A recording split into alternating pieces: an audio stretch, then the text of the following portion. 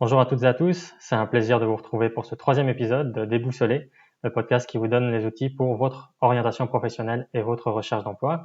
Je suis Robin Zuffray, psychologue conseiller en orientation et je propose un accompagnement en ligne, donc soit pour l'orientation professionnelle, soit pour la recherche d'emploi. Vous pouvez trouver mes prestations sur mon site orientationenligne.ch que je vous mets en lien ci-dessous. Aujourd'hui, on va s'occuper de recherche de places d'apprentissage. Et on va le faire avec Elodie von Roth, qui a eu la gentillesse de passer une heure avec moi. Donc, quel est le but de cette vidéo? On s'est dit qu'on va essayer de compacter en une heure. C'est un podcast un peu plus long, c'est un podcast assez dense, mais on va vous donner tous les conseils pour trouver une place d'apprentissage. Donc, comment faire un bon CV, comment faire une bonne lettre de motivation, comment activer son réseau, comment déterminer quelles sont les personnes qui peuvent être intéressantes dans votre réseau, comment faire un bon téléphone, comment donner une bonne impression, une bonne première impression, et puis comment préparer son entretien d'embauche. Donc c'est un podcast qui peut être intéressant pour vous si vous êtes actuellement en recherche d'emploi, enfin en recherche d'apprentissage en Suisse.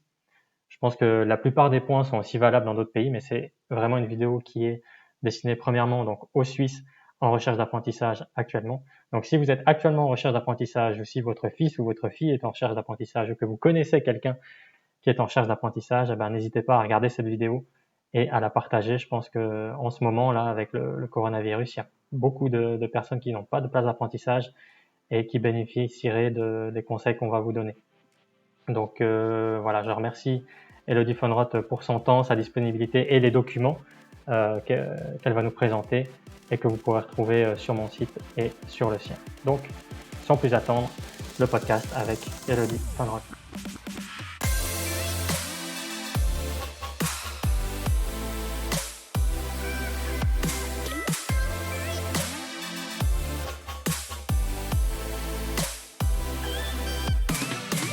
Bonjour Elodie.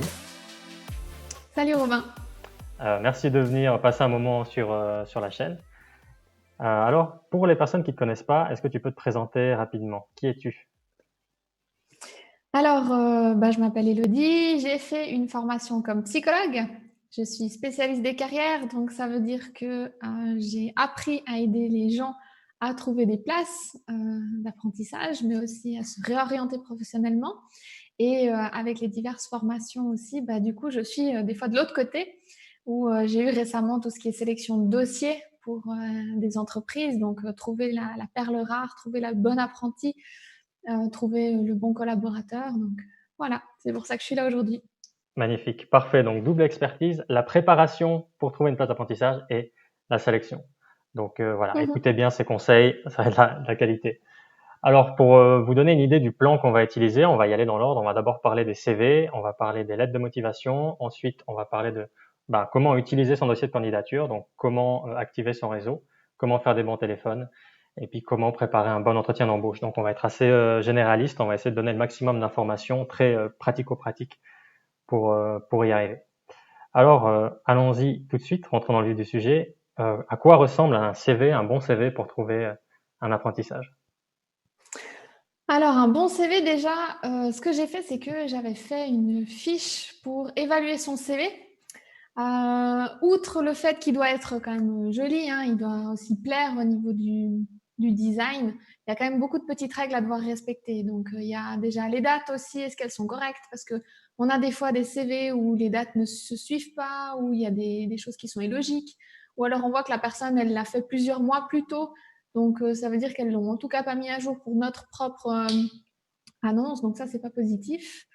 On a aussi, voilà, il faut un mot, un point. Il y a des fois des personnes qui nous font des paragraphes entiers où ils nous disent beaucoup de choses. Et il faut se dire que là, par exemple, on vient de faire une recherche pour un employé de commerce CFC.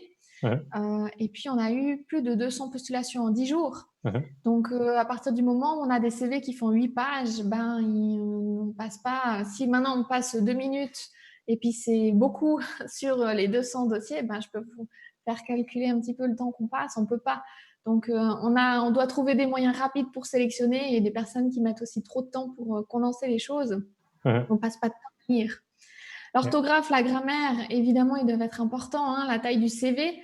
Ça peut être du 2 pages à partir du moment où on a envie de chercher un poste de directeur, mais à partir du moment où on veut plutôt être dans les places d'apprentissage ou autre, on peut rester sur une page A4, il ne faut pas Mhm. non plus exagérer.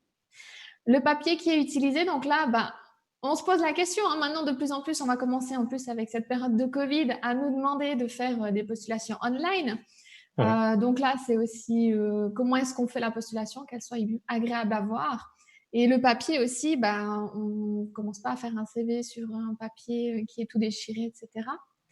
L'écriture Je te qui est coupe juste pour utilisée, les postulations mail. J'ai fait une vidéo là-dessus. Je vous la mets ici en haut si ça vous intéresse. Voilà. Continue. nickel. L'écriture utilisée, donc il faut qu'elle soit agréable, hein, il faut qu'elle soit lisible. On ne peut pas commencer à s'amuser puis à mettre des écritures comme si elles étaient manuscrites. Mhm. Ensuite, tout ce qui est coordonnées, donc il faut bien sûr qu'en un coup d'œil, certains mettent tout en haut, d'autres mettent tout en bas, mais qu'en un coup d'œil, on puisse directement pouvoir écrire aux gens. N'oubliez pas de mettre les informations importantes comme le numéro de téléphone ou l'adresse, parce que si on veut pouvoir vous retourner une réponse ou même vous contacter, il faut que ça puisse être pratique. Une des erreurs que font souvent les jeunes, c'est qu'ils mettent un numéro de téléphone qui est à la maison. Et puis, Mhm. en tant qu'employeur, on appelle et tout d'un coup, on a la petite sœur ou le petit frère qui décroche et puis ils font une blague et puis ils raccrochent. Bon, c'est pas super agréable. Donc, avertissez au moins un petit peu la famille que vous avez mis ce numéro-là ou alors mettez le numéro d'un parent.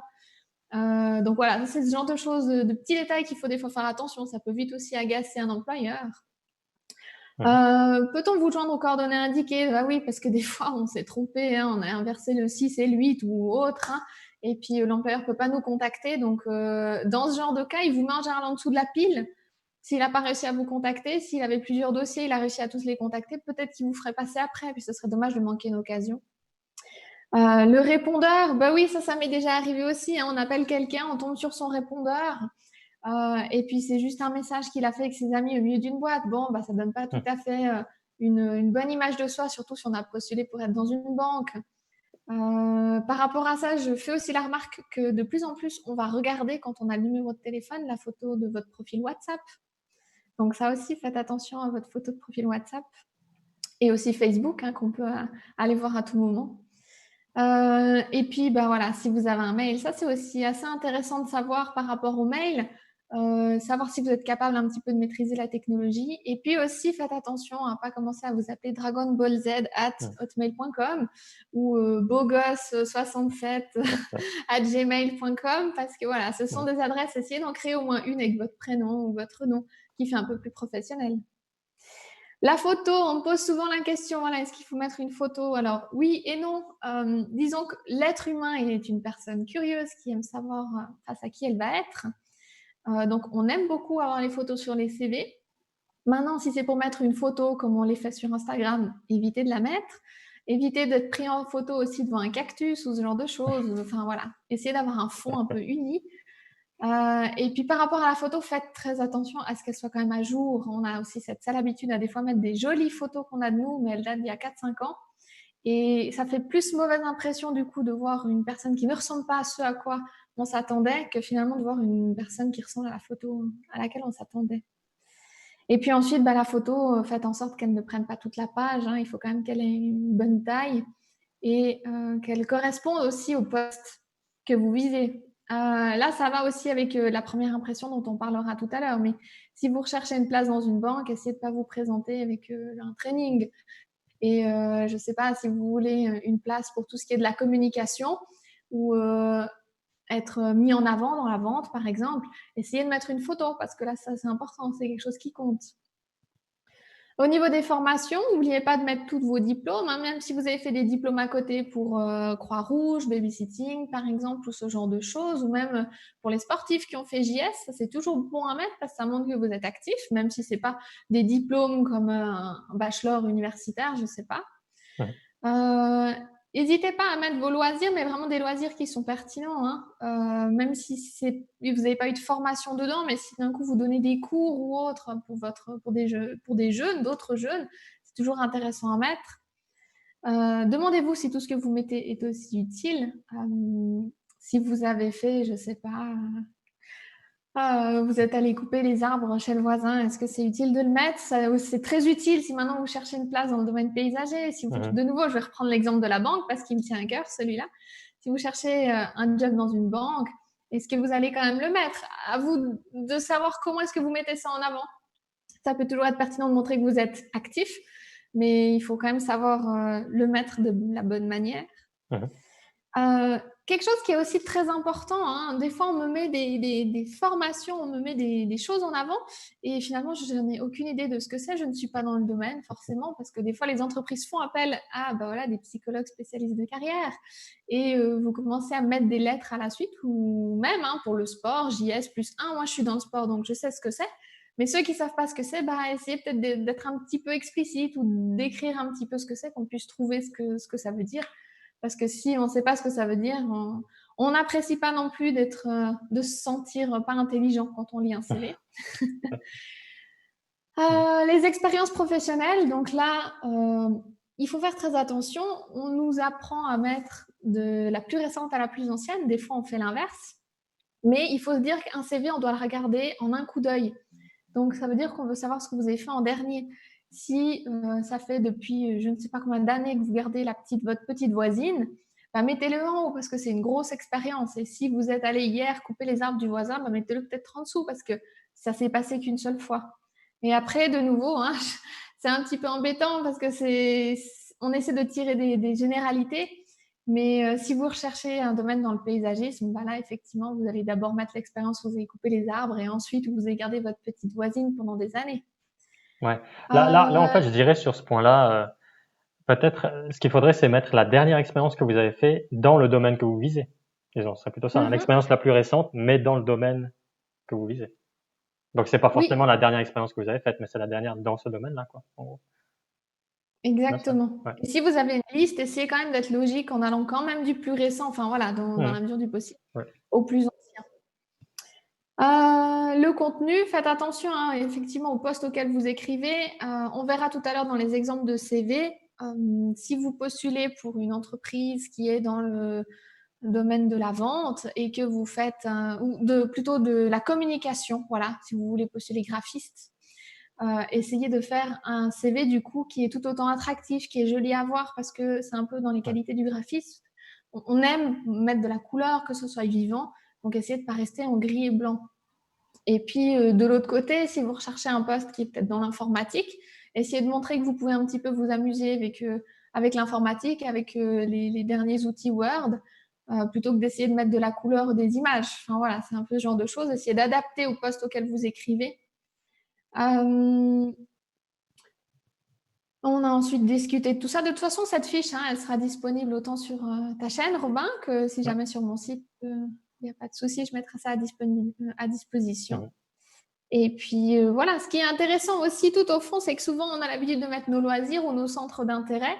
J'aime beaucoup les jeunes qui me mettent cette petite partie-là parce que souvent je leur demande de me parler de leur centre d'intérêt et puis des fois ils ont mis un petit peu au bol parce qu'ils se sont dit tiens, je cherche Ouais. un CFC photographe, alors je vais dire que j'aime faire la photographie. Alors je dis ah bah super, tu aimes faire de la photographie, tu aimes photographier quoi? Et puis, bah, si c'est pas forcément une grande passion ou qu'ils n'ont pas vraiment de thème défini, bah, on voit tout de suite si on parle avec passion ou pas de quelque chose. Donc, si vous mettez des centres d'intérêt, il faudrait vraiment que ce soit des centres d'intérêt. Et c'est pas grave de ne pas être un grand fan je sais pas, de photographie si vous postulez pour graphiste. Ce qui est important, c'est vraiment de la manière dont vous allez vendre votre centre d'intérêt.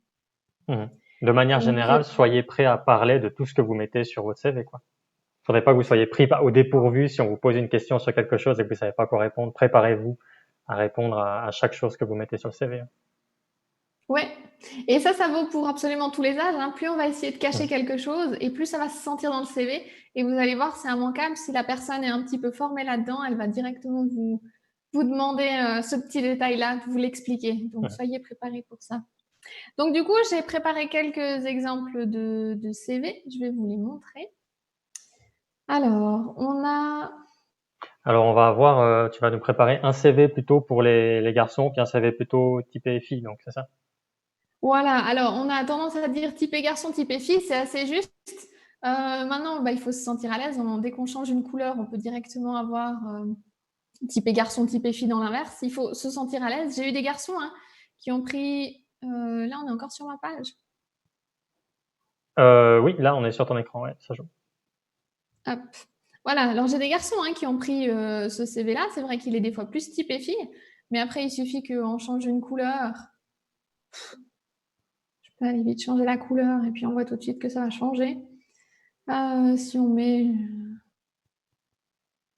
Même si on part sur du bleu foncé, voilà, d'un coup, on est du typé garçon. Voilà. Donc, comme on disait, les qualités, de plus en plus au cycle, on nous dit de mettre, voilà, notez votre objectif. Mon objectif est de devenir graphiste parce que j'aime dessiner, je ne sais rien. Ça se met quasiment plus. Différenciez-vous des autres, mettez pas vos objectifs parce que logiquement, si votre but n'était pas de devenir graphiste, vous ne postuleriez pas graphiste. Donc, mettez en avant plutôt vos qualités, ce qui vous différencie, qu'est-ce qui fait que vous êtes bien dans ce métier-là. Exact. Je voulais Les juste dire, formations que vous je te allez coupe faire. 2 secondes, Oui, l'objectif, c'est plutôt ce qu'il y a tout en haut, là, en dessous de prénom et de nom, l'apprentissage recherché. Donc, vous mettez, je sais pas, ben, graphiste, là, ouais, t'en parlais du avant, coup, c'est on en met gros le ça nom. l'objectif, c'est place d'apprentissage de graphiste, quoi, si on veut, sans développer. Exactement, Ouais, c'est ça. C'est qu'ils nous simplement. demandent de plus en plus enfin, dans les exemples qu'on reçoit au cycle, souvent, on a tout un objectif qui est développé en une ou deux phrases. Et Mhm, ça perd son sens. On ne le lit pas, que ce mhm. soit clair. C'est pas Ou, nécessaire, vous pouvez l'expliquer dans la lettre de motivation, quoi, en fait. exactement. On va plutôt pas prendre du temps sur la lettre de motivation. Donc, mettez plutôt ici, le but avec le CV, c'est qu'il faut qu'il puisse être pertinent en un coup d'œil. Donc, mettez vos qualités en grand. On a envie de savoir qui vous êtes. 3 qualités, pas besoin de plus. Mhm. Votre formation, Pour les qualités, ouais, excusez-moi, je te coupe, j'ai un document sur mon site que je vais vous mettre ci-dessous qui s'appelle Compétences et qualités, fiche outil, où vous avez toute une liste de qualités.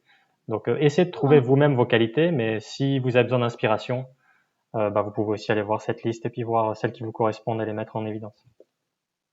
très bien. Ça aide toujours d'avoir une liste de qualités parce que c'est jamais facile de les trouver. Mhm. Et si malgré la liste de Robin, vous les trouvez pas, demandez à vos parents ou à vos frères et sœurs, ils savent très bien les qualités que vous avez. Mhm. Donc là, c'est exactement l'exemple qu'il ne faut pas suivre. On met d'abord 2020, puis 2017-2020, puis 2011-2017. On est d'accord? Mhm. Et expérience professionnelle, c'est à nouveau l'exemple qu'il ne faut pas suivre. Et puis, bah, ce qui est intéressant, c'est qu'avec ce CV, c'est qu'il est dynamique. Donc, on a ici vraiment qualité, formation, expérience. Et puis ici, on a, bah, voilà, quelles sont mes connaissances en informatique, mes connaissances en langue et mes intérêts, avec mes informations de base, mon adresse, mon téléphone, etc. Mhm. Donc ça, c'est un exemple de CV. J'en ai un deuxième ici. Ouais.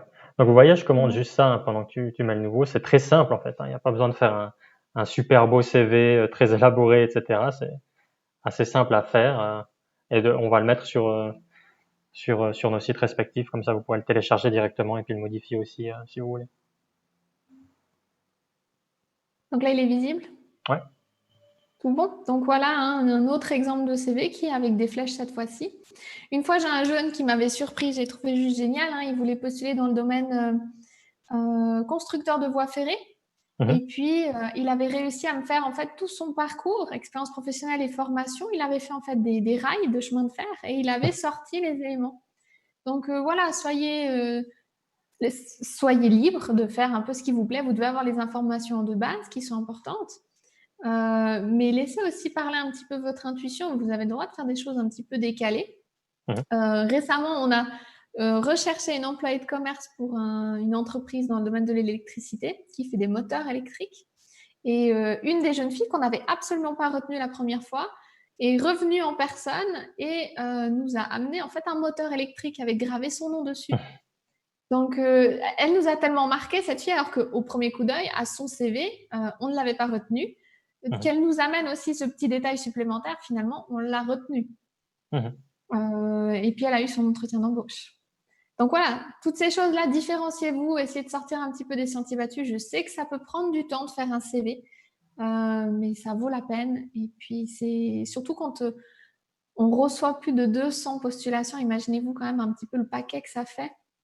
On a juste envie de sélectionner ça rapidement. Et si tous les CV se ressemblent, on va quand même prendre les 3-4 qui sortent du lot. C'est pas de chance pour les autres. Exact. Et si vous savez que vous avez fait quelque chose d'original, je vous conseillerais de tester votre CV, de le montrer à des gens.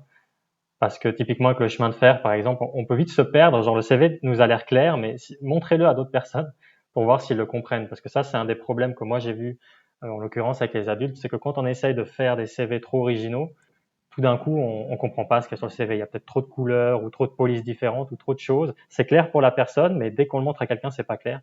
Donc, si vous savez que vous prenez un risque, l'intérêt vraiment du CV, en dehors d'être original, c'est qu'il soit clair, quoi. Donc, voilà, testez-le aussi. Oui, tout à fait. Ok, donc voilà pour le CV. Là, je pense que c'est assez clair. Est-ce que tu as quelque chose à rajouter sur les CV? Je crois qu'on a bien fait le tour et puis après si, je pense que s'il y a des questions, ils n'hésiteront pas à nous demander donc Exact, ouais, n'hésitez pas à poser des questions sous la vidéo. Donc, chapitre numéro 2, les lettres de motivation. Alors, à quoi ressemble une bonne lettre de motivation pour un apprentissage?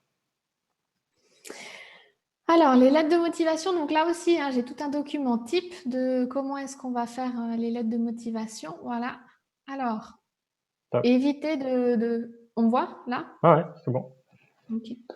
Évitez de faire des choses trop chargées, hein, mettez juste votre nom, votre prénom, l'adresse, éventuellement le numéro de téléphone. N'oubliez pas la date, le nom de l'entreprise.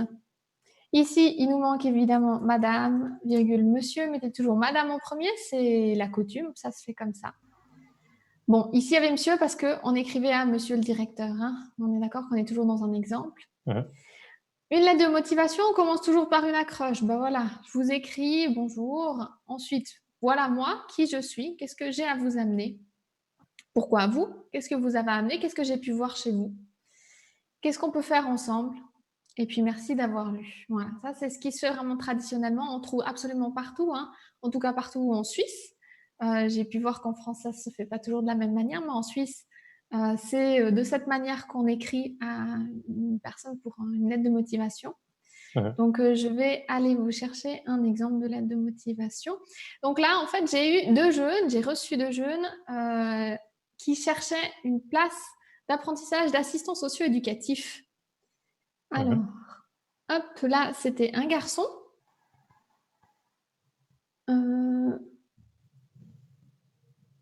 Je ne suis pas dessus. Là. Ouais, attends. Voilà, Voilà, là, c'est tip top. bon. Voilà, donc là, c'était un garçon qui cherchait en fait une place d'assistant socio-éducatif dans une petite crèche. Donc, il commence par Madame, Monsieur, hein. Il a mis l'adresse. Je l'ai enlevé quand même parce que j'ai anonymisé. Mhm. Il a mis l'adresse, il a mis la date, il a mis son nom, son prénom, son numéro de téléphone, c'est tout bon. Il met un titre avec qu'est-ce qu'il recherche, apprenti, assistant socio-éducatif. Il aurait pu mettre aussi apprentissage, hein, Mhm. voilà, d'assistant socio-éducatif. Madame, monsieur, parce qu'il ne savait pas à qui il écrivait. Et ensuite, il commence. Il commence en disant, ben voilà, pourquoi est-ce qu'il Juste écrit? petite Donc, on parenthèse, si voit. on sait à qui on écrit, comment on commence la lettre? Alors, si on sait qu'on écrit à Madame XY, voilà, Mhm. on l'appelle, hop, Madame X. Mhm. Et bien ici, on écrit Madame X. Voilà, tout Et simplement. ensuite, tout à la fin, il ne faut pas oublier de changer. Ici, on a aussi Madame Voilà, X. exactement. Ça, c'est des erreurs qu'on voit souvent en fait. On ajuste en haut, puis on oublie d'ajuster en bas, et puis du coup, on a des noms Mhm. différents. Donc ouais, double checker, relisez vos lettres hein, aussi. Oui, exactement. Surtout, essayez de vous imaginer en tant qu'employeur, si vous recevez ce genre de lettre, que vous avez votre nom ici et puis qu'en dessous, vous avez Madame, Monsieur, vous savez qu'il l'a écrit à la va-vite Mhm. et que c'est peut-être pas votre poste qui l'intéresse le plus. Donc, vous n'allez pas non plus être la personne qui vous intéressait le plus à son profil. Mhm. Donc là aussi, hein, vous avez le juste retour de manivelle. Donc ce jeune, hein, il finissait un pré-apprentissage. Donc voilà, il annonçait la couleur en disant en juin prochain, je terminerai mon pré-apprentissage 2. Ça lui a permis de découvrir le monde du travail et c'est là qu'il met en avant vraiment toutes ses qualités en disant pourquoi est-ce qu'il est fait pour ce domaine-là. Mhm. Il sait qu'aujourd'hui, c'est ce domaine-là qu'il lui faut et là, il va justifier sa réponse. Prenez vraiment bien le temps de justifier vos réponses. La lettre de motivation a effectivement un ordre à devoir respecter. Mais ce qui va compter le plus, ça va être tout ce que vous allez mettre à l'intérieur. Plus vous allez vivre votre lettre, plus on va sentir que vous avez écrit pour nous cette lettre, et puis on va vouloir s'intéresser à vous. Donc, Mhm. on a envie de comprendre. Souvent, la lettre de motivation vient un peu comme un renfort au CV. Il peut y avoir des choses où on se dit, mais tiens, c'est bizarre, il a fait des stages en boucherie, il a fait des stages pâtissier, il a fait des stages dans le domaine forestier, et là, il veut assistant socio-éducatif. c'est quand même étonnant, il a envie de s'enfermer alors que tous les autres étaient à l'extérieur. Donc, on va prendre la lettre de motivation pour comprendre. Donc, c'est là que vous allez devoir justifier pourquoi vous êtes sûr que c'est là, comment ça se fait que vous voulez cet endroit-là. Parce qu'il faut se mettre aussi maintenant de l'autre côté en tant qu'employeur. Un employeur, il va rechercher un apprenti, mais il veut surtout un apprenti qui va faire ces 3 ans-là. Il veut un apprenti qui Mhm. s'investit, qui aime son travail. Donc, oui, vous avez envie de cette place parce qu'on veut une place d'apprentissage, mais lui, il veut, l'employeur veut, que vous restiez là, que vous vous plaisiez aussi, parce que si vous ne vous plaisez pas, vous n'allez pas être un bon apprenti. Et donc, le but, c'est vraiment de rassurer un patron. Un patron, c'est pas que un criminel de l'autre côté de son écran qui va ne pas sélectionner votre dossier, c'est surtout quelqu'un qui a envie d'être rassuré. Donc, expliquez-lui bien les choses, hein, on est capable de comprendre pourquoi il y a eu des vides. Hein. Des fois, j'ai des jeunes qui ont aussi eu des ruptures scolaires pendant 1 an, 2 ans, et puis ils se disent qu'ils n'ont plus aucune chance. Et finalement, il suffit d'avoir des fois bien vendu le fait qu'on revient. On sait exactement ce qu'on a loupé, on sait exactement ce qu'on veut. Et ça rassure un patron qui va nous donner notre chance. Mhm. Donc là, on a justement, il explique pourquoi est-ce qu'il cherche la place. Il dit en quoi est-ce qu'il est pertinent, en quoi est-ce qu'il il sait que cette place est faite pour lui. Donc là, ce qui est très intéressant, c'est qu'il a une petite sœur. Donc il prend l'exemple de sa petite sœur, où il dit ce qu'il fait avec elle comme exercice, comme le temps qu'il passe avec eux, etc. Et il se rend bien compte qu'il y a un compte rendu à devoir rendre aux parents, hein, ce qui se fait beaucoup. Et ce qu'on oublie en tant qu'assistant socio-éducatif, c'est qu'on ne passe pas que du temps avec les enfants, on a aussi beaucoup de présence à avoir auprès des parents. Mhm. Ensuite, il parle de lui. Il note en avant ses qualités qui sont censées aussi ressortir dans son CV. Hein. Il n'est pas obligé d'avoir toutes ces qualités-là, mais en tout cas une ou deux qui ressortent. Il dit ce qu'il fait durant ses loisirs. Et ensuite, il finit en remerciant et puis il signe. N'oubliez pas de signer, hein, nom, prénom à l'ordinateur, mais ensuite de signer vous-même pour montrer aussi que vous avez pris le temps de signer. Mhm. Il y a une des choses qui peut être pertinente que je pense maintenant en relisant sa lettre, parce qu'on l'avait fait ensemble. Il y a le site orientation.ch qui recense absolument Mhm. toutes les places d'apprentissage, tous les métiers qui existent finalement, autant CFC que AFP, que même encore plus élevé. Ce qui est intéressant sur ce site, c'est qu'ils ressortent les qualités, ils ressortent aussi ce qu'on est censé faire comme activité dans ces emplois-là. Et ce qui est intéressant, c'est de passer un petit peu dans cette description, puis de voir est-ce que finalement, bah voilà, est-ce que il y a les sorties avec les enfants qu'il y a à faire, donc il avait repris en disant, bah voilà, je sors avec ma petite sœur au parc.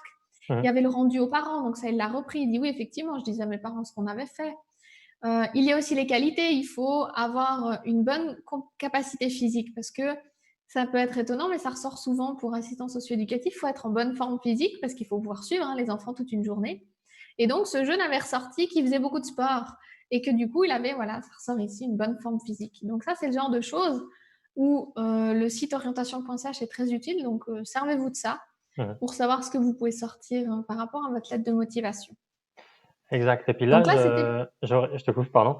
J'aurais Oui, une oui. remarque sur la petite sœur, l'expérience avec la petite sœur de 3 ans là. J'ai eu une expérience où il y a des jeunes des fois qui sont gênés de mettre en évidence qu'ils ont fait ce genre de type d'expérience parce qu'ils disent je sais que c'est pas le métier. Enfin, j'ai juste gardé ma petite cousine une ou deux fois et puis voilà. Et du coup, ils ont l'impression que c'est pas crédible. Mais justement, enfin, si vous êtes en recherche d'apprentissage, vous n'avez pas 10 ans d'expérience dans le métier. Donc, si vous avez eu des expériences aussi petites soient-elles, bah, mettez-les en avant. Surtout si c'est celles qui vous envoient sur cette voie-là puis qui vous convainquent que c'est vraiment ça que vous voulez faire. Donc, ne vous gênez surtout pas. On s'attend pas à ce que vous ayez 10 ans d'expérience. Donc, mettez ce que vous avez fait, quoi. Oui, c'est tout à fait juste, parce que si aussi on compare une personne qui a une petite sœur, hein, une toute petite sœur, comme lui, c'était son cas, il a 15 ans, il a une sœur de 3 ans, si on compare avec quelqu'un qui n'a jamais eu la chance ou l'occasion de garder un neveu, une nièce, ou même professionnellement, hein, de garder un enfant, c'est-à-dire qu'on ne Mhm. peut pas se rendre compte déjà de toute l'énergie que ça prend. Un stage, c'est éventuellement maximum une semaine. Est-ce qu'en une semaine, on tient le coup? Je pense qu'une petite sœur de 3 ans, c'est peut-être plus difficile à tenir le coup au quotidien que si on fait un stage d'une semaine. Donc oui, Mhm. effectivement, ne gênez-vous pas de mettre toutes vos expériences qui sont pertinentes. Mhm.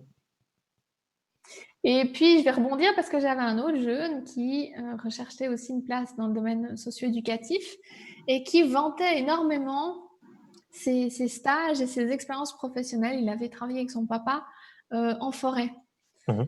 Alors, oui, ça peut être éventuellement pertinent pour mettre en en avant la bonne forme physique, mais mettez pas trop en avant le fait que vous avez apprécié de travailler dans la forêt parce qu'on aurait envie de dire, mais est-ce que du coup, assistant socio-éducatif, c'est le second choix après une place Mmh. comme forestier bûcheron? Ou est-ce que c'est vraiment ce que vous voulez en premier choix? Et puis si on a l'impression que c'est un second choix, on va en tout cas pas vous garder dans les dossiers favoris au début. Mmh. Donc, sachez mettre en avant les expériences professionnelles qui sont intelligentes et bien pensées. C'est ça, donc dans le CV, ben, voilà, si vous avez une expérience de forestier bûcheron, par exemple, et que vous postulez en tant qu'assistant socio-éducatif, ben, mettez tout sur votre CV, évidemment. Par contre, sur la lettre de motivation, mettez vraiment bien en évidence, c'est à ça que ça sert la lettre de motivation, mettez bien en évidence la place pour laquelle vous postulez, quoi, et la raison pour laquelle c'est ça qui vous intéresse. Il faudrait pas qu'il y ait de doute Mmh. en lisant la lettre. Sur le CV, on pourrait dire, ah, mais la personne a fait ça, ça, ça ou ça, donc ouais, pourquoi est-ce qu'elle est intéressée par ce poste-là? Et la lettre de motivation répond à cette question. C'est vraiment pourquoi ça et pas le Exactement. reste que j'ai fait à côté. Tout à fait. Et là, du coup, alors j'ai pris un autre exemple, hein. C'est une fille, donc là, elle cherchait une place de travail, mais ça peut aussi être apprentissage, hein. Mhm. Et puis donc madame, monsieur, parce qu'elle n'avait pas non plus le nom, prénom de la personne. Elle reprend, voilà, j'ai vu votre annonce à cet endroit-là et je me permets de vous envoyer mon dossier de candidature. Mhm. Je recherche une place d'apprentissage. J'ai déjà pu voir ce que c'était que la profession. Elle avait fait de nombreux stages. Elle avait fait 2 ans de stage. Donc ensuite, elle a repris, comme j'ai dit, hein, tout à l'heure sur orientation.ch, des choses qui ont été faites parce qu'on se souvient des fois plus tout à fait exactement de ce qu'on a fait. Elle aussi, elle a ressorti ses qualités pour dire pourquoi c'était important pour ce poste-là. Et puis ensuite, elle finit en disant merci. Elle écrira son nom, son prénom et signature. Donc voilà, la lettre de motivation, finalement, c'est assez simple. Il faut être aussi assez rapide. N'écrivez pas plus d'une page. Et puis écrivez-le surtout avec le cœur et avec le moins de fautes d'orthographe aussi. Avec Word, normalement, ça devrait pas trop être compliqué de pas faire d'erreur. Des fois, un petit conseil, voilà, si c'est la première fois que vous écrivez une lettre de motivation ou que vous avez de la peine, essayez pas de vous demander qu'est-ce que vous avez envie que l'autre lise ou comment vous devriez écrire, mais commencez par juste écrire simplement, voilà, si vous deviez expliquer à quelqu'un ben, pourquoi vous avez envie de vous lancer dans cet apprentissage-là. Vous en avez certainement déjà discuté avec vos parents ou avec des amis. Donc, commencez par simplement écrire la matière un peu comme elle sort, disons, et puis après, vous pouvez la remodifier ou la synthétiser, disons, mais ne restez pas 1 heure sur une phrase et ensuite 1 heure suivante sur la prochaine phrase. Juste écrivez le texte. Donc, comme avec le plan qu'Elodie vous a montré. Donc, d'abord une accroche, ensuite le plan vous, moi, nous, et puis ensuite vous concluez. Demandez à vos parents aussi qui peuvent vous aider ou regardez des exemples sur Internet. Mais voilà, essayez de ne pas passer des heures et des heures sur la lettre de motivation. Commencez par écrire tel quel et puis ensuite modifier. Ce sera certainement plus simple.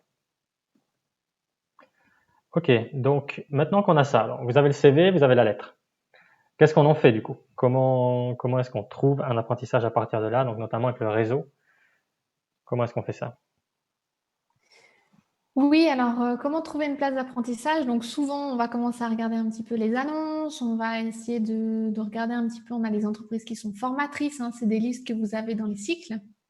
Mhm. Et puis on va écrire en masse. Oui, ça peut fonctionner, ça fonctionne hein, chez certains jeunes. Souvent, ce qui fonctionne quand même mieux, Vous avez les si on places se met maintenant… sur, je coupe juste, vous avez la place sur orientation.ch. Hein. Je sais pas si tu l'as dit. Oui, Ouais. Donc elles sont là, plus à là, jour, là, effectivement. vous avez les listes avec les entreprises par métier, donc en Suisse, hein, qui forment les apprentis. Oui, Ouais. oui, et puis là où je parlais des entreprises formatrices, c'est que dans les cycles, on a une liste de toutes les entreprises qui vont avoir un apprenti par domaine, par CFC, qui Mhm. vont terminer à l'année. Donc on n'a pas le nom, prénom hein, des jeunes hein, qui vont finir, mais on sait qu'il y a par exemple tant de jeunes qui sont actuellement en apprentissage, qui vont faire leurs examens en juin Mhm. et qui devraient terminer leur apprentissage dans tel domaine. Ce qui est intéressant, c'est qu'il y a des entreprises qui vont prendre chaque 3 ans un nouvel apprenti hein, dès qu'il a fini, Mhm. et que peut-être que cette année-là, en fonction de la conjoncture, en fonction de ce qui va se passer, elles ne vont pas forcément mettre d'annonce parce qu'elles vont se dire, bah, voilà, peut-être que finalement on fait une année vide et puis on prendra l'année suivante un apprenti. Et ces entreprises-là, finalement, elles vont passer entre les mailles du filet parce qu'elles ne mettent pas d'annonce. Et puis, elles peuvent quand même être intéressantes parce que si elles reçoivent tout d'un coup des bons dossiers, eh ben, elles vont peut-être changer d'avis. Mhm. Donc, c'est pour Et ça que c'est vraiment important de chercher chez les entreprises qui sont pas toujours visibles non plus. exact. Et parenthèse, je pense surtout cette année, quoi. Avec le coronavirus, Oui. il y en a certainement une bonne partie qui sont pas mises sur les listes, quoi. En se disant, on sait pas trop. Donc, allez-y, allez vraiment au contact de toutes les entreprises que vous pouvez. D'autant plus, c'est sûr qu'avec le Covid, c'est ce qui complique actuellement. Les entreprises sont un petit peu plus frileuses, elles ont aussi beaucoup d'autres choses à faire que de commencer à mettre des places d'apprentissage. Il faut aussi savoir qu'elles ont des avantages fiscaux d'avoir des apprentis chez elles, hein, donc il y en a qui vont continuer à chercher des apprentis, Mhm. mais il y en a qui vont peut-être effectivement repousser d'une année pour se donner un petit peu de temps ou avoir un peu d'air pour voir comment elles vont rebondir aussi. Mhm. Donc n'hésitez pas à aller voir ces entreprises-là qui passent entre les mailles. Il y a aussi autre chose qui est importante par rapport au réseau qu'on a souvent tendance à négliger, mais il y a des personnes ressources, on les appelle les personnes ressources qui nous entourent. Donc ça peut être nos parents, mais ça peut être un cousin, un oncle, etc. Toutes ces personnes ont des années et des années d'expérience dans le monde. Ils ont des connaissances, et puis ces connaissances ont des connaissances, etc., etc. Et il y a toujours dans ces connaissances quelqu'un qui peut avoir une entrée dans une entreprise. On n'entre jamais autant facilement dans une entreprise que si on a connaissance de quelqu'un. Euh, je peux donner l'exemple qu'on a eu aussi récemment. C'était pour une place aussi d'employé de commerce, hein, où on recherchait quelqu'un. Et sur le nombre de dossiers, là aussi, on avait plus de 350 en fait en 2 semaines. Il y a une personne que l'entreprise connaissait, et quand c'est passé à ma sélection, je savais que cette personne était connue. Autant le dire, elle n'aurait jamais passé la rampe. Son dossier ne passait pas par rapport Mhm. aux qualités des autres dossiers. Et finalement, on a quand même retenu cette personne parce qu'on la connaît. Elle nous a écrit personnellement en disant qu'elle postulait. Elle a fait une petite erreur parce qu'elle l'a pas mentionné dans sa lettre de motivation qu'elle nous connaissait, qu'elle nous avait écrit, etc., qu'elle nous avait déjà appelé. Ça, c'est une petite erreur, mais c'est pas bien grave. Elle nous avait quand même écrit avant. On a retenu son dossier, autant dire aujourd'hui, par exemple, elle a eu la place. Mhm. Alors que à l'origine, si elle n'était pas passée par le réseau, par le fait qu'elle nous connaissait, qu'elle connaissait l'entreprise, elle n'aurait jamais pu avoir cette place. Donc, essayez de demander à vos parents de vous aider. Vos parents, ils connaissent d'autres personnes qui peuvent connaître d'autres personnes. Tout le monde a envie d'aider ceux qui sont motivés, qui ont envie de trouver une place. Donc, montrez que vous êtes motivé et provoquez un peu la chance. Passez par ce réseau-là. C'est Pour ça. ça, Et j'ai une... comme tu as dit, je complète juste, ben, dès que c'est-à-dire contacter son réseau, c'est une chose, et ensuite n'oubliez pas de le mettre dans la lettre de motivation. N'oubliez pas de le préciser, parce que c'est possible que si vous contactez la personne et puis que vous envoyez un dossier peut-être 1 mois et demi ou 2 mois après, ou que c'est quelqu'un d'autre qui lit le dossier, ben, elle ne sera pas au courant que vous avez Mhm. contacté cette personne. Et en fait, le fait que vous ayez pris contact, ça montre que vous êtes motivé. D'autant plus. Donc, c'est un point en plus assez Exactement. clé. C'est pas juste j'ai écrit une lettre random, c'est j'ai pris la peine d'appeler ou de venir sur place. Et donc, c'est une chose de Mhm. le faire. Et ensuite, n'oubliez pas de le remettre dans la lettre. Ouais. Exactement. Et puis, on est d'accord qu'on dit tout le temps qu'il faut passer par le stage. C'est quelque chose qui est vraiment bénéfique, hein. Si on a bien passé en stage, on aura plus envie de nous voir ensuite en entreprise. Là, actuellement, avec le Covid, c'est un peu plus compliqué. Mm. Différenciez-vous autrement, hein. Donc, du coup, vous serez obligé de mettre un peu plus l'accent sur votre réseau. Et pour ça, en fait, j'ai une fiche très simple que vous pouvez reproduire chez vous.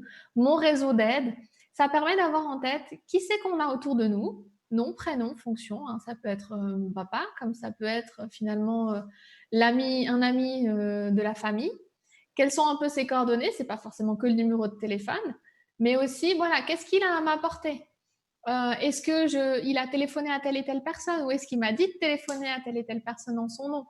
C'est un peu de référencer tout ça, que vous sachiez où vous nagez, que vous sachiez aussi un petit peu qui c'est que vous avez déjà contacté, parce qu'il n'y a rien de pire, et ça m'est déjà arrivé, qu'on me contacte par 3 réseaux différents pour une seule personne. En fait, c'est plus agaçant qu'autre chose, parce que ça donne l'impression que la personne n'est pas très organisée si elle n'est pas capable de savoir qu'elle m'a déjà atteinte. Mm. Donc, essayez d'être logique dans ce que vous faites. Établissez un plan d'action comme si on était en guerre. C'est peut-être pas le bon mot, mais finalement, vous êtes en compétition avec les Mm. autres. Donc, établissez un plan d'action. Soyez logique pour arriver à votre but. Et puis, rien que déjà de faire ce genre de fiche, ça va montrer votre motivation par rapport aux autres, et ça va très fortement augmenter vos chances de trouver une place d'apprentissage ou Mm. une place de travail aussi. Ouais, commencez certainement par là, quoi. Si vous cherchez une place d'apprentissage ou maintenant à cette date-là, si ça fait un moment que vous cherchez, à la date où on enregistre cette vidéo, ça fait un moment que vous cherchez puis que vous trouvez pas et que vous n'êtes pas forcément posé cette question-là, reposez-vous peut-être bien la question de quelles sont les personnes. Parce que ça va être vraiment important, je pense, dans cette période pour débloquer la situation, d'aller chez des personnes que vous connaissez, quoi. Mmh. Et puis, il y a quand même une chose aussi que j'aimerais dire, parce que moi, ça m'a du coup touchée tout personnellement dans ma vie. Il ne faut jamais négliger un contact, une personne. Le fait que j'ai eu la chance d'être indépendante est venu, du fait que j'étais, amie avec une dame, on aimait bien se voir et qu'un jour elle a eu le déclic que son mari faisait le même travail que moi et que son mari avait besoin d'un peu d'aide pour certaines choses. Et c'est ça qui a fait que j'ai eu la chance de pouvoir me lancer en indépendante et qu'aujourd'hui, finalement, j'ai du travail. Parce que voilà, ce contact qui au début, on était juste, on s'entendait bien et c'était sympa de passer du temps ensemble, ben voilà, ça peut toujours déboucher sur quelque chose. Donc Mmh. par là, je veux dire aussi, s'il y a une personne, vous vous dites, bah voilà, lui, ah lui, il est, j'en sais rien, il est restaurateur et moi, j'ai pas du tout envie d'être restaurateur. Mais comment est-ce que vous savez qu'en étant restaurateur, il n'a pas une sœur, un oncle, une tante qui est assistant en médecine vétérinaire? Je ne sais pas. Mmh. Donc voilà, faites toujours attention aux personnes autour de vous parce que vous ne savez pas qui est-ce qu'elles ont dans leur contact téléphonique. Et souvent, on fait un jeu quand on est en groupe. Donc là, pas de chance avec le Covid, on est à distance. Mais on demande aux gens de prendre leur Natel, de regarder combien de contacts elles ont dans leur téléphone. Et puis, si on est 5-6 hein, dans la pièce, les 5-6 personnes vont sortir le nombre qu'elles ont de contacts dans leur téléphone. Et on s'aperçoit qu'on est vite à plus de 1000, 2000, 3000 personnes, en fait, qui peuvent être atteintes. Tout un réseau assez gigantesque. Mmh. Et tout ce réseau-là, on le dit en ces mots, c'est un réseau caché. Et c'est ce réseau caché qui a le plus de places d'apprentissage. Mmh. Et le Parce plus que, de place, ouais, c'est là que les gens trouvent du travail, les adultes aussi. Donc c'est valable dès que vous rentrez dans le monde du travail à travers l'apprentissage, mais c'est valable après. C'est aussi pour ça qu'on prend le temps là dans cette vidéo de vraiment rester dessus, c'est que le réseau c'est vraiment le point clé de la recherche d'emploi. C'est-à-dire bon, faites un bon CV, faites une bonne lettre, donnez une bonne impression en général, mais le réseau c'est vraiment quelque chose. Si vous savez le gérer, si vous savez l'utiliser, qui peut vraiment vous faire passer devant les autres. Même avec un mauvais dossier, comme tu as dit, ça arrive. Si on n'a pas forcément un bon dossier ou qu'on a un bon dossier mais qui n'est pas le meilleur, si on a la personne de contact au sein de l'entreprise, ça peut vraiment être quelque chose qui fait la différence. exactement. C'est un des moyens de réussir les plus forts. Mhm. Ok, Ouais. donc je pense que là pour le réseau, on est bon.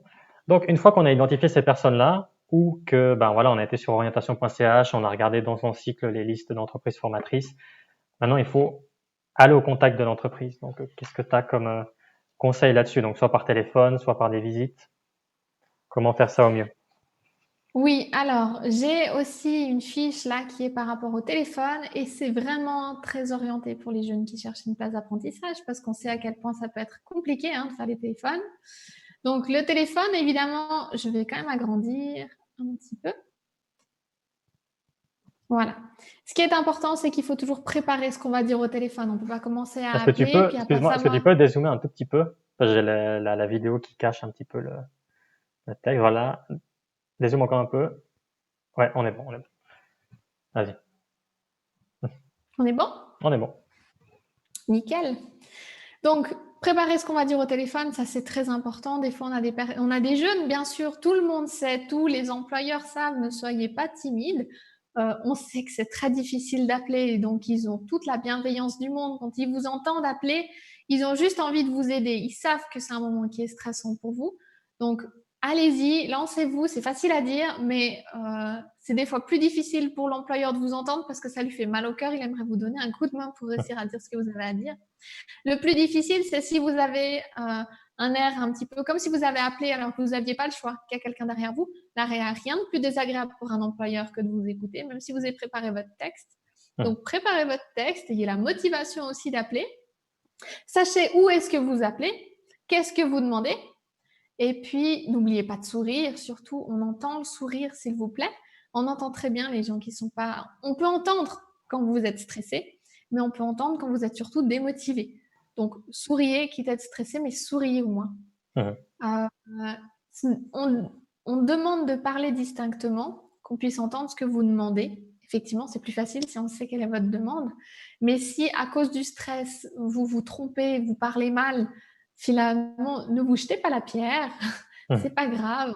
Répétez-le, ça prend du temps, mais l'employeur est là aussi pour vous écouter. Et n'oubliez surtout pas de rester poli et souriant. Et souvent, on vous conseille de vous entraîner quand même pour avoir un avis extérieur. Et plus on s'entraîne, plus on devient doué. Finalement, c'est un peu comme les examens ou Mhm. comme à l'école en général. Donc là, en fait, on va le mettre à disposition, hein, mais on a 3 exemples, en vert, en orange et en rouge. Donc voilà, on appelle pour une place d'apprentissage. On explique, voilà, je me permets de vous appeler parce que je souhaite effectuer un stage ou parce que je cherche une place d'apprentissage. Si on vous répond, ah bah oui, il n'y a pas de souci. Alors, du coup, ce qui est important de savoir, c'est quels sont les horaires, où est-ce que je dois me rendre, quel est le nom de la personne, est-ce qu'il y a des habits ou des choses qui sont importantes à avoir. Si on vous répond non, c'est pas possible pour le stage ou pour la place, hein, Mhm. vous allez simplement, ben voilà, si on vous dit c'est pas possible, la personne n'est pas là, alors on vous demande quand est-ce que vous pourriez rappeler finalement. Parce que si vous dites ah bah c'est pas grave, vous raccrochez, ben voilà, vous rappelez quand. Et puis des fois vous risquez de courir après la personne pendant 2 semaines. Donc essayez au moins aussi de prendre le nom de la personne responsable si jamais vous savez pas le nom de la personne responsable, ce qui est souvent le cas pour les grandes structures comme Migros par exemple ou Coop. Et si la réponse est négative, ce qui est certainement actuellement le cas pour le Covid, mais peut-être pas pour forcément les places d'apprentissage, mais s'ils ont déjà trouvé pour une place d'apprentissage et qu'on vous répond non, désolé, vous pouvez pas postuler, ben vous estimez que c'est déjà pas contre vous, hein, c'est que ça arrive, c'est comme ça, vous étiez pas au bon moment, au bon endroit, il y aura d'autres places. Oubliez surtout pas de dire merci, de sourire. Et puis là, je veux surtout appuyer parce que j'ai des fois des jeunes qui sont, bah voilà, pas très agréables au téléphone. Bah oui, c'est agréable pour personne d'avoir un nom. Mais une fois, j'ai une jeune fille qui avait téléphoné, puis elle était vraiment très très chou au téléphone. Ça, c'est vrai que c'était peut-être sa force. Et puis elle a dit, bah c'est pas grave, merci beaucoup. En tout cas, merci pour le stage parce que c'est vrai qu'elle avait fait un stage chez eux. Et elle espère qu'un jour, elle aura l'occasion, peut-être, si c'est pas de faire l'apprentissage, de pouvoir travailler chez eux. C'était vraiment Mhm. joli comme c'était dit. J'étais à côté d'elle le jour où Mhm. elle avait appelé. Et en fait, cette jeune fille, cet employeur l'a rappelé 2 jours plus tard et il lui a dit, bah voilà, moi j'ai un ami, il va chercher une personne pour un apprentissage. Donc, si tu es intéressé, tu l'appelles et tu vas faire un stage chez lui. Mhm. Donc voilà, ça peut être négatif, mais si c'est bien pris, si vous êtes agréable au téléphone, on ne sait jamais comment ça tourne. Et on va revenir sur ce qu'on disait tout à l'heure sur le réseau. Mhm. On ne sait jamais quelle est la force d'un contact. C'est ça. Soignez vos relations professionnelles, quoi. Bon, en général, hein, Oui. soignez vos relations générales, mais professionnelles, vu que c'est le thème de notre vidéo. Ouais. Et d'autant plus dans le domaine où vous recherchez. Parce que dépend dans quel domaine vous recherchez, vous allez avoir encore. Enfin, le monde est petit, le monde est très petit. Et il n'y a pas 1 million d'agences de voyage, il n'y a pas 1 million de boulangeries-pâtisseries. Et très souvent, ils se connaissent entre eux. Mhm. Donc, faites très attention, ça circule très vite. C'est juste. Et pour les téléphones, là, du coup, je voulais ajouter une précision. Si tu peux remonter un peu sur la première Mhm. partie, là. Yes. Juste en dessous. Enfin, là, du coup, la deuxième partie. Sur les renseignements à voir si tout d'un coup ça joue. Là, voilà, les horaires, le lieu de rendez-vous, le nom de la personne et les habits, entre autres. Enfin, voilà. Posez-vous la question de ce qui est pertinent à demander. Est-ce que vous pouvez faire ce que moi je fais pour mes vidéos, en l'occurrence? C'est vous pouvez utiliser un bloc-notes et noter quelles sont Mhm. les informations que vous voulez en avance. Parce que ce qui peut arriver, c'est qu'avec le stress, vous faites l'appel et tout d'un coup vous êtes pris par la discussion, puis vous raccrochez et tout d'un coup vous voyez que je voulais 2 3 infos mais j'ai oublié, puis vous devez rappeler derrière. Alors bon, c'est pas trop grave, mais si vous pouvez avoir toutes les informations directes, c'est plus pratique. Donc vous pouvez aussi les écrire devant vous, ou voilà, quels sont les points clés que vous voulez dire ou quels sont les renseignements que vous voulez, voilà, pour ne pas oublier de leur demander, quoi. Tout à fait. Et c'est beaucoup plus agréable pour un employeur s'il reçoit seulement 1 ou 2 coups de téléphone plutôt que d'en recevoir 5 à la suite parce que vous aviez besoin de 5 informations. Mhm. Puis ça donne l'impression qu'on n'est pas organisé, donc ça donne pas forcément une bonne impression non plus. Exactement. Ça me fait penser d'ailleurs, Robin, des fois j'avais des Mhm. jeunes qui appelaient, ils faisaient tout juste. Simplement, ils oubliaient de regarder au préalable leur agenda. Ils oubliaient Ah ouais. s'ils avaient une semaine de vacances et puis qu'en fait, on leur fixait tout d'un coup leur stage à ce moment-là. Ça fait pas non plus une très bonne carte de visite de dire, bah, finalement, j'ai mes vacances, je peux pas, est-ce qu'on peut repousser? Donc, regardez bien quand est-ce que vous pouvez faire le stage. C'est important de savoir quand est-ce que vous pouvez le faire. Et puis, du coup, de pouvoir donner vos disponibilités à l'entreprise, même simplement pour vous voir aussi, hein. Il faut pas oublier si vous avez un entretien, un rendez-vous chez le médecin ou autre, c'est quand même des choses qui sont importantes. Mmh. C'est juste et puis, une chose qui peut sembler évidente, mais je le dis quand même parce qu'on l'a pas dit, heu, soyez sûr de pas être dérangé pendant l'appel. Soyez sûr de qu'on va pas Mmh. tout d'un coup, que quelqu'un va pas se mettre à pleurer si vous avez une petite sœur, un petit frère, je sais pas, quelque chose comme ça. Soyez sûr au moins pendant l'appel que votre interlocuteur n'aura pas de problème à vous entendre. Oui, tout à fait. OK. Est-ce que tu aurais quelque chose à rajouter pour le téléphone? Pour le téléphone, j'ai fait le tour. C'est un petit peu le plus important. Je pense qu'on est bon pour ça et donc on voulait parler, de l'entretien d'embauche encore et de la première impression en général. Alors je sais pas comment tu veux aborder ça? Oui, alors effectivement, plutôt de la première impression parce que Mmh. souvent on se dit, bah, voilà, la première impression, ça va être la première fois que je vais voir quelqu'un, dans l'entretien d'embauche et pourtant, en fait, on néglige vraiment la première impression, la véritable première impression, donc il faut juste que je puisse accéder à mon document. Nickel. Vous le voyez? Ouais. Ah voilà, c'est celui-là. Tip top. La première impression. Donc la première impression, elle se fait déjà quand l'employeur reçoit votre dossier de candidature. Alors, vous êtes encore jeune, vous êtes encore au cycle pour la plupart des personnes qui vont nous regarder dans cette vidéo. Mais là, dans un des postes où il y a eu une postulation, j'ai quand même une personne qui m'a envoyé son dossier papier. En ouvrant la lettre, j'ai eu une fumée qui m'est venue, ça m'a quasiment fait pleurer, tellement que ça sentait la cigarette. Clairement. Donc, ce genre de choses, voilà, c'est directement, on se dit, bon, bah, c'est pas très agréable à recevoir ça. Je suis personnellement non fumeuse. Mmh. Donc, posez-vous la question, est-ce que mes documents sont propres aussi? Est-ce que ma photo est professionnelle? Est-ce que le document transmis est en bon état? Parce que s'il a des taches de gras ou s'il y a une odeur dessus, voilà, soyez professionnel parce que ça Mmh. donne tout de suite aussi une mauvaise image de vous, hein, qui vous correspond peut-être pas. Mais s'il faut sélectionner sur 300 candidatures, et ben, au bout d'un moment, on va s'arrêter sur celle qui a le moins de défauts. Là, je donne Euh, aussi un complément par rapport, au mail, parce que si vous transmettez les documents par mail, faites bien attention au titre que vous donnez, au PDF. Moi, j'ai des mhm. personnes qui, qui géraient pas trop, internet, qui ont envoyé un PDF, je me rappelle, c'était écrit «lettre du désespoir» au lieu de lettre de motivation. Genre ça faisait rigoler à la personne de l'écrire comme ça et elle l'a envoyé tel quel et du coup, bah, le patron reçoit lettre du désespoir. Alors bon, en l'occurrence, elle n'a pas été prise, son désespoir ne s'est pas arrêté là. Mais donc voilà, soyez au clair dans la manière dont vous écrivez vos noms. Vous pouvez écrire, bah, par exemple, CV. Pour moi, ce serait ben, Robin Zuffray. Puis ensuite, vous avez un autre document, lettre de motivation, Robin Zuffray, certificat du cycle, Robin Zuffray. Enfin voilà, que ce soit clair et pro, quoi. Oui, oui, effectivement. Ou alors j'avais une personne qui avait envoyé CV version vente. Parce que Ouais. du coup, on va comprendre qu'elle ne postule pas que pour la vente. Et il y a un doute, du Et coup, ouais. puis, Mhm. oui, exactement. Et puis, je profite si jamais il y a des adultes aussi qui nous écoutent. Faites très attention quand vous transmettez vos dossiers par email actuellement, surtout pour une place dans le domaine, tout ce qui est administratif. Transmettez des documents PDF. Mhm. J'avoue que sur les 350 dossiers qui me sont parvenus, les documents Word, des personnes qui m'envoient leurs documents en format Word ou OpenOffice, c'était élimination directe alors qu'elles avaient peut-être le profil parfait. Mais s'il leur manque cet esprit consciencieux ou cette maîtrise d'Internet, je suis obligée de me baser sur quelque chose et c'est assez rédhibitoire. On transmet les documents en fichier PDF parce qu'en plus, ils peuvent arriver dans divers formats s'ils sont en Word, C'est ça, si ouais. j'ai pas Bah, la bonne version. la raison, c'est que bon, pour une lettre de motivation, c'est peut-être pas trop grave, mais pour un CV, directement, dès que vous changez d'un programme à l'autre, tout le graphisme du CV est complètement, enfin, c'est une Mhm. chose qui était bien faite et propre à la base devient complètement bordélique, si on veut dire. Donc ça donne pas une bonne image. Exactement. Ensuite, la deuxième première impression se fait aussi lorsque l'employeur nous contacte. Hein, on disait tout à l'heure par rapport au téléphone, si on a donné le téléphone de la maison, puis que c'est la petite sœur qui répond, puis que ça crie, et puis que ça fait pas très bonne impression, faites attention à ça. Donc au bruit parasite derrière soi, hein, comme tu l'as dit Robin, au sourire, toujours au sourire s'il vous plaît, il s'entend. À donner l'impression qu'on a le temps, si on a juste envie de raccrocher, il n'y a rien de plus désagréable pour quelqu'un en face, hein, mais déjà aussi dans la vie de tous les jours.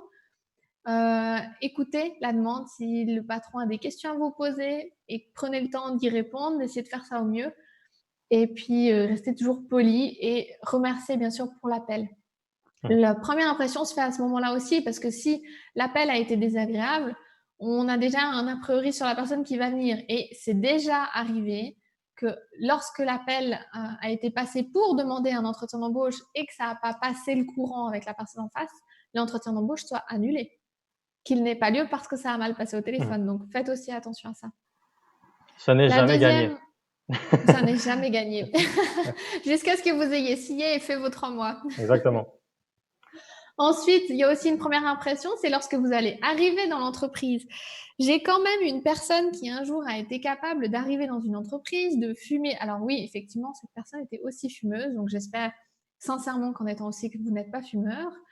Elle est arrivée à l'entreprise, elle s'est mise à fumer en bas de l'entreprise qui était au premier étage. Il y a des personnes qui ont passé devant. Il a lancé son mégot au sol et il est monté. Je le sais parce qu'en fait, je connais les personnes qui devaient faire le recrutement. Et puis, c'est eux qui ont passé devant cette porte et pas de chance, quand il arrive en haut, et ben, en fait, les personnes devant qui il avait fait ça, et ben, c'était les personnes qui allaient le recruter. Ça donne quand même une mauvaise impression. Donc, dites bonjour aux personnes qui sont autour de vous quand vous allez faire un entretien d'embauche. À la réception, c'est peut-être effectivement certainement pas la secrétaire qui va vous embaucher, mais la secrétaire a une très bonne relation avec la directrice ou le directeur et va lui en parler. Si vous avez très mal passé, si vous avez été désagréable ou autre, ça parle très vite.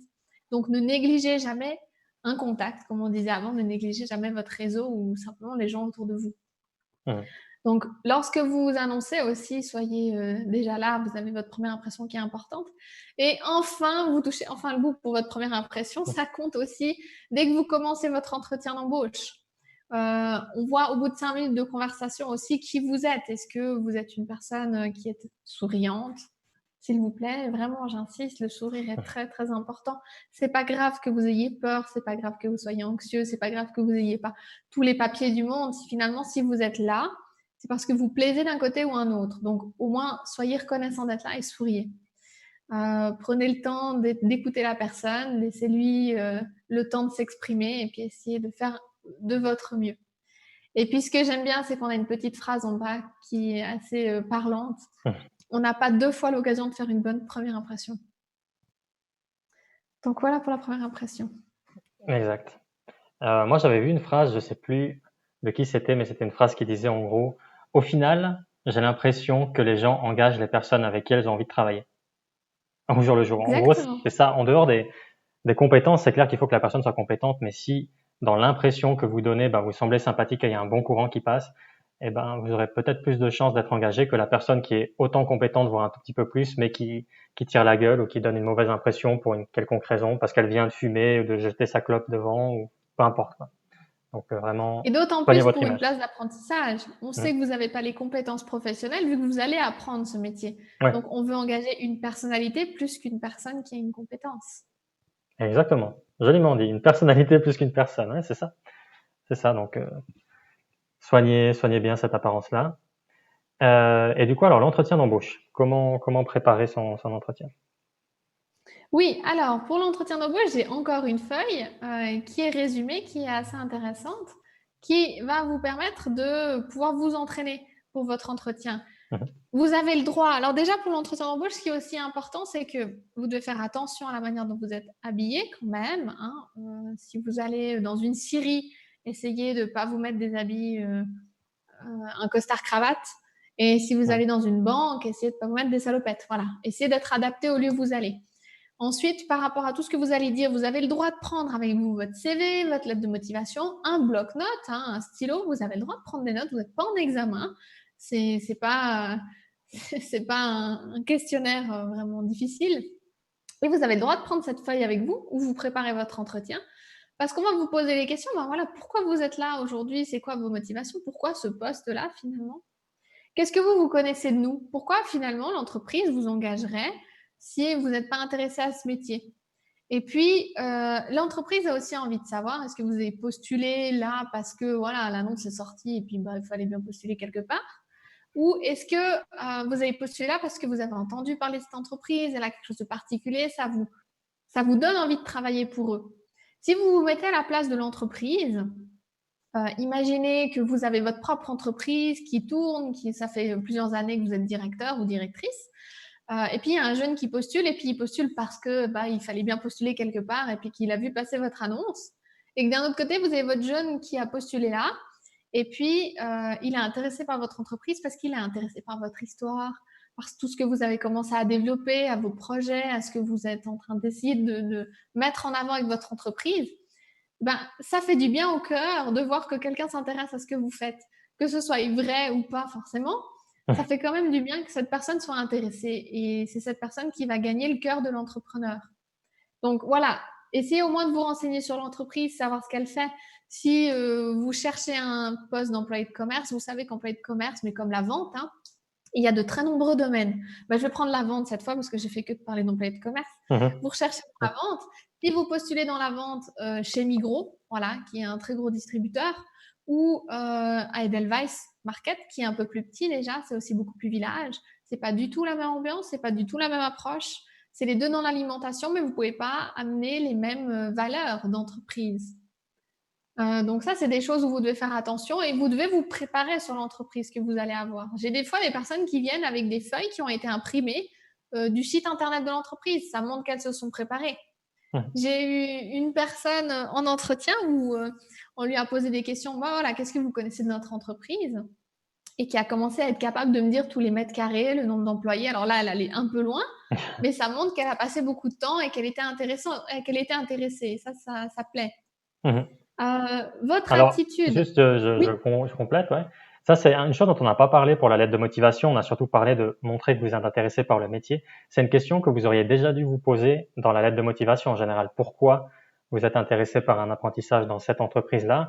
Alors peut-être dans la lettre, c'est une phrase ou deux, pas tant plus, mais pour l'entretien, soyez prêt à avoir un peu plus à dire.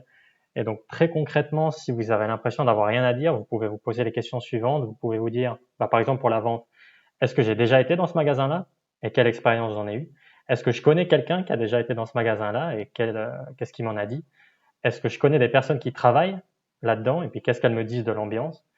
Est-ce que vous avez été sur le site de l'entreprise?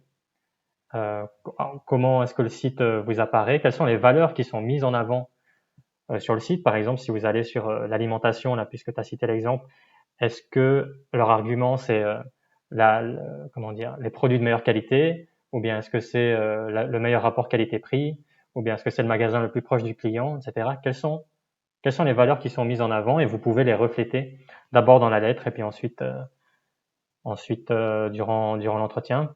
Alors, regardez aussi sur Internet si vous avez des articles sur l'entreprise qui peuvent vous donner, par exemple, les genres d'infos que tu as dit avant, combien il y a de personnes dans l'entreprise, est-ce que l'entreprise est en train de grandir, est-ce qu'elle est en train de chercher des nouveaux marchés, enfin, quelle est l'actualité de l'entreprise? Ça peut aussi vous donner une idée, ça peut vous aider à vous projeter dans l'entreprise, mais ça peut aussi donner des indications si vous en parlez, soit dans la lettre, soit durant l'entretien, que vraiment vous vous êtes intéressé. Alors, peut-être un peu, comme tu avais dit, peut-être un peu trop des fois, mais c'est mieux ça que pas assez. Donc voilà quelques pistes concrètes pour trouver des infos sur l'entreprise, quoi. Exactement, trop, ce sera jamais trop. C'est vrai on a rigolé qu'elle nous sorte les mètres carrés de l'entreprise, mais ça montre qu'elle a pris le temps, en tout cas, de chercher et de se souvenir de ça. Ensuite, par rapport à l'attitude, ça peut être des petits mémos, hein, des choses qu'on a envie de noter par rapport à soi-même. Si on a cette tendance à claquer du stylo ou à taper des pieds, à se mettre un petit mémo. C'est bien d'avoir un petit mémo dans le coin pour dire, voilà, attention stylo, attention claquement des pieds, etc. Sourire, hein, s'il vous plaît, mettez-le. Mes points faibles pour cette place, oui. Alors ça, c'est important parce qu'on peut vous demander, voilà, quels sont vos défauts? Et puis, on veut pas seulement entendre, je suis curieux, je sais pas. On veut entendre, alors oui, j'ai cette tendance à vouloir un peu faire au mieux. C'est vrai que pour moi, c'est important quand je dois rendre un travail, je le rende bien. Et ça peut me prendre plus de temps. C'est un peu mon point faible. Par contre, ce sera bien fait, mais à comparer à d'autres, ça peut me rendre plus lent. Donc, expliquer, donner vraiment un exemple, donnez pas seulement un mot. On veut pas un mot, hein, on s'en fiche de vos mots, on veut la justification de vos mots. Et puis, je veux il faut qu'il soit noté là. Souvent, on les demande par 3, c'est pour ça qu'on a 3 lignes. Ce qu'il faut faire attention, c'est que ne les dites pas si on ne vous les demande pas. Si on ne vous demande pas vos 3 points faibles ou vos 3 défauts, ne les dites pas. Concentrez-vous sur vos points forts et elles sont ici, les compétences et les points forts. Donc voilà, ça aussi, on risque de vous les demander. Quelles sont vos 3 forces? Quelles sont vos compétences? Qu'est-ce que vous avez à nous amener? Et donc là aussi, on veut pas seulement des mots, on veut vraiment une justification. Voilà, moi, ma force, c'est que je suis toujours souriante. D'ailleurs, ça a été relevé lors de mon stage. Il y a eu des moments qui étaient difficiles. Je ne sais pas si je reprends un SE avec les enfants, mais j'arrive toujours à garder finalement cette bonne humeur pour garder l'ambiance avec les enfants, pour que pendant qu'une de mes collègues s'occupe de l'enfant qui pleure, avec les autres, on peut repartir jouer. Ah, bah ça, c'est une force intéressante, parce que vous arrivez à la contextualiser. Vous avez compris cette force aussi. Donc ça, c'est ces choses-là que vous allez mettre en avant. Et puis Exact. scolaire, vous Donc, voyez. je complète, Oui. ouais, pour cette question, souvent, on va pas vous demander les défauts juste tel quel, on risque de vous demander les qualités et les défauts. Et donc, pour synthétiser en gros ce que tu dis, pour les forces, citer les forces et donner un exemple. Et pour les défauts, citer les défauts, donner un exemple et rassurer. C'est la Oui, petite touche en plus. Expliquer pourquoi c'est pas forcément un problème, quoi. Ou pourquoi vous êtes prêt exactement. à évoluer ou enfin, etc., quoi. Et puis souvent, pour trouver son défaut, on peut aller voir la liste des qualités que tu mets à disposition. Mhm. Et puis on peut se demander quelle qualité on n'a pas. Mhm. Et puis surtout, quelle Ouais. qualité on n'a pas qu'il n'est pas Ouais. grave de ne pas avoir dans cette place. Je vais m'expliquer. En vente, par exemple, la qualité de... Qu'est-ce qui serait pas important? Tout est Est-ce important. que... Oui. J'ai rien qui me vient en tête aussi. Si on met bûcheron, je vais prendre peut-être pour l'exemple bûcheron, où le défaut, c'est le besoin d'être très méticuleux. On a Mhm. besoin d'être précis et de faire les choses justes. Ça nous rend plus lent, mais on aime quand c'est vraiment bien maîtrisé. Et finalement, forestier bûcheron, être plus lent et méticuleux, ça peut vous sauver une vie. Donc, c'est un faux défaut. Mhm. Voilà, donc essayez de Exact. réfléchir par rapport à vos emplois. C'est vrai que là, à chaud pour vente, j'ai pas trouvé, mais on peut toujours trouver. On trouve toujours, hein, avec les jeunes qui viennent me voir, mais même avec les adultes, on trouve toujours des faux défauts, Mhm. qui sont des vrais défauts, mais pas pour la place pour laquelle vous postulez. Qui sont des vrais défauts non problématiques. Voilà. Ouais. Joli, merci Robin, très bien. Et puis, les compétences, vous avez aussi le droit de mettre en avant vos compétences scolaires. Mhm. Si vous êtes particulièrement doué en maths et que vous postulez pour une place dans le domaine technique, hein, c'est très important de pouvoir mettre en avant ces maths. Ou même si vous avez des cours d'appui qui portent leurs fruits, ça montre que finalement vous êtes motivé, que vous vous donnez les moyens. Vous n'avez pas de honte à dire que vous prenez des cours d'appui pour avoir, je ne sais pas, 5,5 de moyenne ou pour avoir des bonnes moyennes, pour être en niveau 1. Ça montre que finalement vous serez appliqué, contrairement à d'autres qui peut-être aujourd'hui n'ont pas besoin de cours d'appui, mais qui vont être surpris par la masse de travail plus tard. Donc ça, c'est toutes des Mhm. choses que vous pouvez mettre aujourd'hui en avant. Et puis, suggestion des alliés, c'est qu'est-ce que vous pourriez mettre comme petits atouts en plus? Qu'est-ce qu'on vous a conseillé? Comme tu disais, Robin, voilà, est-ce qu'on est allé voir ce magasin-là? Qu'est-ce qu'on nous en a dit? Qu'est-ce qu'on peut Mhm. avoir de petits plus à nous pouvoir amener? Qu'est-ce qu'on peut avoir de notre réseau qui nous entoure? Qu'est-ce qu'on peut avoir de notre propre expérience professionnelle? Quels sont nos petits bonhommes bonus qu'on emporte avec soi? Mhm. Qui serait donc différent des points forts. Ce serait quoi la différence entre les points forts et les suggestions des alliés, là, tu dirais, du coup? Alors, la différence qui est aussi par rapport... Alors, si on prend une place dans la vente, Mhm. chez Edelweiss Market, petit magasin de village, Mhm. mes motivations, c'est que j'ai fait un stage. Du coup, on peut mettre dans les suggestions alliées, voilà, le petit stage qu'on a pu faire. Ah ouais. Ce qui a été apprécié dans notre attitude, c'était qu'on était proactif. Donc, du coup, dans mes forces, c'est que j'ai été appréciée de mes collègues, mais que j'étais aussi proactif. Dans mes motivations, c'est que j'ai envie d'être là parce que c'est un petit magasin de village. Ne dites pas j'ai envie de travailler chez vous parce que c'est, je ne sais pas où vous habitez. Si vous habitez Montaix, voilà, vous avez envie de travailler là parce que c'est juste à côté de chez vous. Mhm. Essayez de pas dire ça. Bien sûr qu'on sait que c'est le cas, mais Hmm. dites-le pas parce que ça veut dire que vous avez pris là parce que c'était celui qui était à côté de chez vous. Et sinon, si ça avait été un autre CFC à côté de chez vous, vous auriez postulé dans cet autre CFC. Donc, essayez de pas dire ça. Je sais pas si j'ai bien répondu à tes questions, Robin. Donc, ouais, bah, typiquement, le point fort, par exemple, pour la vente, ça peut être, je sais pas, j'ai un bon contact avec le client, mais ce serait pas Mhm. que j'ai fait un stage. Enfin, c'est pas vraiment un Non, point fort en soi. Ça, c'est un truc en plus qui est une oui, suggestion des alliés, disons. Mais bref, c'est un peu tout des points forts, de toute manière. C'est pas, le but, c'est pas de faire un oui. exercice scolaire et puis de bien tout classer dans les bonnes cases. C'est juste de tout mettre sur papier. Comme ça, c'est clair Mhm. pour vous et vous pourrez mieux l'exprimer, durant l'entretien, quoi. Oui, c'est ça. Mm. C'est d'avoir une fiche résumée qui nous aidera. Donc, si Exact. vous vous trompez de bulle, c'est pas grave. C'est C'est la vôtre de pas, feuille. voilà, c'est ça, exactement. Vous ne serez pas engagé parce que vous êtes planté de carré, normalement. Non, Ok, donc je pense que là, est-ce que tu as quelque chose à rajouter sur l'entretien, du coup? Ça me semble assez complet. non, on a fait tout le tour par rapport à l'entretien. Parfait, nickel, ben c'est bien complet. Donc si je regarde ce qu'on a vu, donc on a vu le CV, on a vu la lettre, le réseau, le téléphone, comment faire une bonne première impression et l'entretien d'embauche. On a couvert en gros ce qu'on avait prévu de couvrir. Donc merci pour ça. Est-ce que tu as quelque chose à rajouter sur tout ce qu'on a dit?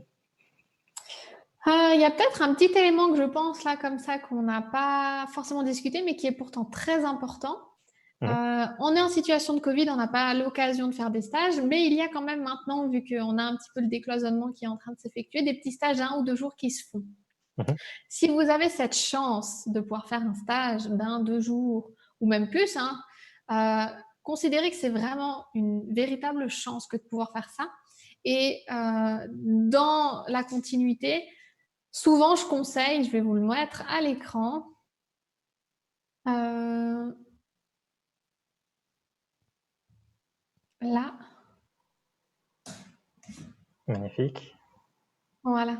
Souvent je conseille de faire une lettre de remerciement. Ouais. Faites une lettre de remerciement pour le stage auprès d'eux en tant que, voilà, c'était vraiment très agréable. J'ai beaucoup apprécié être avec vous, être avec l'équipe.